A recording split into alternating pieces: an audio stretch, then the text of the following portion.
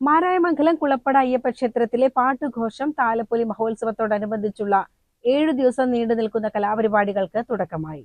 ഉത്സവത്തിന്റെ ഉദ്ഘാടനം ഞായറാഴ്ച രാവിലെ 8:30 മലബാർ ദേവസ്വം ബോർഡ് മെമ്പർ സുധാകുമാരി നിർവഹിച്ചു.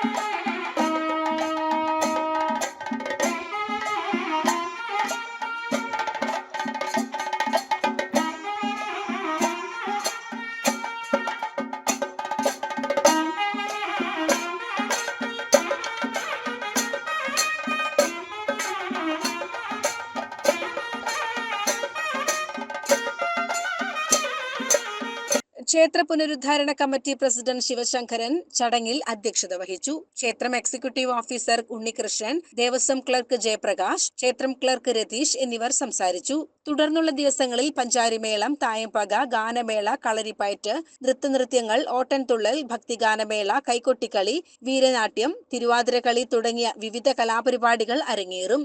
ജനുവരി 9, 10 തീയതികളിലാണ് പ്രധാന ചടങ്ങുകളായ പാട്ടുഘോഷവും താലപ്പൊലി മഹോത്സവവും നടക്കുന്നത്. ജനുവരി 11 രാവിലെ ചവിട്ടുകളിയും തുടർന്ന് കഞ്ഞിസദ്യയും നടക്കുന്നതോടെ ഈ വർഷത്തെ ഉത്സവത്തിന് സമാപനമാകും. CCN ചെർപ്പുളശ്ശേരി.